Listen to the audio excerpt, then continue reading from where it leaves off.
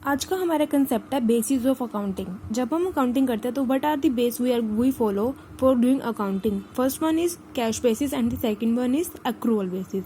Cash basis, जैसे कि हमें नेम से ही पता चल रहा है कि कैश, हम उन्हीं ट्रांजैक्शन को रिकॉर्ड करेंगे that are measured in terms of cash, और जो ट्रांजैक्शन हमारी कैश फॉर्म में नहीं है तो हम उनको ट्रांजैक्शन को रिकॉर्ड नहीं करेंगे।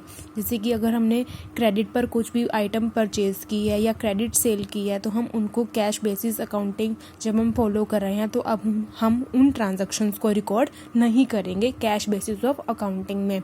ठीक है, इसमें हम मेनली ये जानना चाहेंगे कि हमारी रिसिप्ट्स कितनी हैं। अगर मान लेते हैं कि हमने कुछ परचेज़ किया है तो हमने कितनी पेमेंट की है, अगर हमने कुछ सेल किया है तो हमें कितनी रिसिप्ट्स हुई हैं। तो बेसिकली हमें ये पता चल जाएगा कि अगर हमारी रिसिप्ट्स ज़्यादा हैं, पेमेंट कम है, तो हमारे को क्या हो रहा है, प्रॉफिट हो रहा है।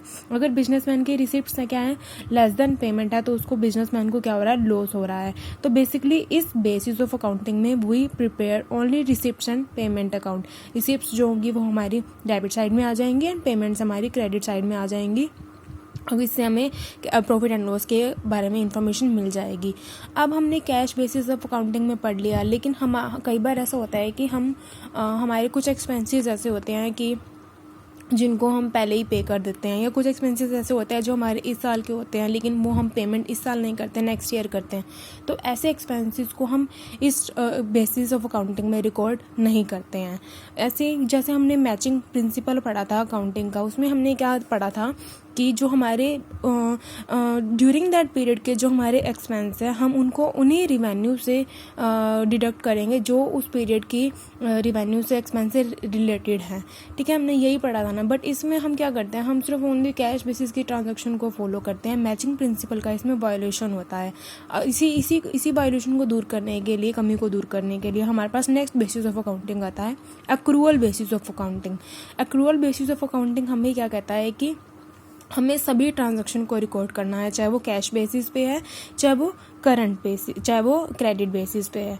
ठीक है, अगर हमें कैश में मनी रिसीव हुई है या हमने कैश में पेमेंट नहीं की है तब भी हम उस ट्रांजैक्शन को इसके अंदर रिकॉर्ड करेंगे। जैसे कि हम फॉर एग्जांपल इसी बेसिस की अकाउंटिंग पे हम आउटस्टैंडिंग हमारे जो एक्सपेंसेस होते हैं, प्रीपेड एक्सपेंसेस होते हैं, अक्रूड इनकम्स होती है, इनकम रिसीव्ड इन एडवांस होती है, हम उन सभी इनकम एक्सपेंसेस को हम रिकॉर्ड करते हैं। अब फर्स्ट ऑफ ऑल हमें ये पता होना चाहिए कि आउटस्टैंडिंग एक्सपेंसेस क्या होते हैं।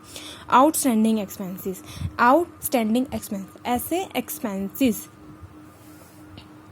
ऐसे एक्सपेंसेस जो हमारे जिनसे रिलेटेड जो है हमें जो रिवेन्यू है वो तो हो गया है लेकिन हमने उनकी इसी साल में पेमेंट नहीं की है। ठीक है, वो हमारे इस साल की क्या हो जाएंगे, आउटस्टैंडिंग एक्सपेंसेस। ठीक है, अब ऐसे होते हैं हमारे प्रीपेड एक्सपेंसेस। जो एक्सपेंसेस हमारे नेक्स्ट ईयर से रिलेटेड है लेकिन हमने उसकी पेमेंट इसी साल में ही कर दी है, उससे रिलेटेड जो बेनिफिट है वो हमें क्या होगा, नेक्स्ट ईयर में मिलेगा। इस ईयर तो नहीं मिलेगा क्योंकि वो एक्सपेंसेस हमारे क्या हैं, नेक्स्ट ईयर से रिलेटेड है, बट हमने पेमेंट क्या कर दी, इसी साल में कर दी है उसकी। वो होते हैं हमारे प्रीपेड एक्सपेंसेस। नाम से ही पता चल रहा है पेड और उसके आगे क्या लगा हुआ है, प्री, मतलब पहले से ही पे कर दिए वो एक्सपेंसेस हमारे प्रीपेड एक्सपेंसेस। और आउटस्टैंडिंग एक्सपेंसेस हमारे क्या होंगे, वो वह एक्सपेंसेस जो हमारे इसी साल के थे, जो हमने इसी साल पे करने थे लेकिन हमने वो एक्सपेंसेस इस साल पे नहीं किए। उनसे जो रिलेटेड जो हमें रिवेन्यू थी, इनकम थी, वो हमें इस साल रिसीव हो गई लेकिन हमने उन एक्सपेंसेस को इस साल पे नहीं किया। वो होंगे हमारे आउटस्टैंडिंग एक्सपेंसेस। इन आउटस्टैंडिंग एक्सपेंसेस को हम जब एक्रूअल बेसिस ऑफ अकाउंटिंग कर रहे हैं तो हम अपने उसी साल के अकाउंट्स में हम उसको शो करेंगे। और आउटस्टैंडिंग एक्सपेंसेस अगर हमने पे नहीं किया तो ये बिजनेसमैन के लिए क्या हो जाएगी, लायबिलिटी हो जाएगी, क्योंकि हमने उसको भी वो लायबल है पे करने के लिए। That's why it is a liability for a businessman and it must be shown in on credit side. ठीक है, और प्रीपेड एक्सपेंसेस हमारे कहाँ शो होंगे, हमारे प्रीपेड एक्सपेंसेस शो होंगे प्रीपेड, मतलब हमने पहले से ही पे कर दिया, अब हमें नेक्स्ट ईयर उनको पे नहीं करना है, नेक्स्ट ईयर पे नहीं करना, तो वो हमारे कहाँ हमारे लिए क्या हो जाएगी, वो एक तरीके से मान लेते हैं कि हमारा मतलब इनकम, इसको बेसिकली इनकम नहीं बोलेंगे क्योंकि मतलब एग्जैक्ट वर्ड मतलब कि हमें एक्सपेंस वो पे नहीं करना नेक्स्ट ईयर, तो मतलब कि हमारे नेक्स्ट ईयर के लिए वो क्या हो जाएगी, एसेट एंड इसको हम कहाँ शो करेंगे, डेबिट साइड में। ठीक है, अब हमने एक्रूअल बेसिस ऑफ अकाउंटिंग में हमने यही पढ़ा कि हम इन सभी एक्सपेंसेस को उसी साल में कंसीडर करेंगे।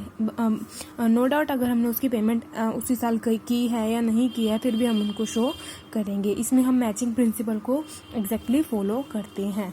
जैसे कि हम मान लेते हैं, फॉर एग्जांपल हम लेके चलते हैं, we made a cash sale of ₹90 and credit sale of ₹60। ठीक है, टोटल हमारी टोटल सेल कितनी हो गई हमारी 90 + 60 is equal to 150। 90 + 60 is equal to 150। अब हम जब कैश बेसिस का रिकॉर्ड कर रहे हैं तो हम कितनी सेल को हम कैश बेसिस में शो करेंगे? Only cash sale of ₹90। But जब हम एक्रूअल बेसिस ऑफ अकाउंटिंग कर रहे हैं तो हम ₹150 कैश प्लस में क्रेडिट 90 प्लस में 60 इज इक्वल टू 150, हम इन दोनों को एक्रूअल बेसिस ऑफ अकाउंटिंग में शो करेंगे। ठीक, यही था दोनों में। अब इन दोनों का हमारा बेसिक डिफरेंस पढ़ लेते हैं। हमने क्या पढ़ा? कैश बेसिस में हम ओनली कैश ट्रांजैक्शन को रिकॉर्ड करते हैं, एक्रूअल बेसिस में हम क्या करते हैं? Cash and credit both transaction को रिकॉर्ड करते हैं। अब इसमें हम क्या करते हैं? इनकम्स जो हमारी उसी साल की हैं कैश बेसिस में हम उन्हीं को रिकॉर्ड करते हैं, और जो हमें इनकम एक्रूअल बेसिस में हम क्या करते हैं? विच आर वेदर इनकम का उसमें हम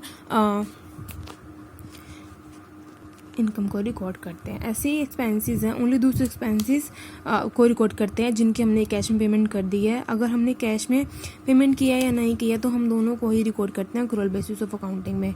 हमने कैश बेसिस में पढ़ा था कि हम आउटस्टैंडिंग एक्सपेंसेस, प्रीपेड, किसी भी इनकम को, एक्रूड को, इनकम रिसिप्ट एंड एडवांस, इनको कंसीडर नहीं करते, बट हम एक्रूअल बेसिस में इनको कंसीडर करते हैं।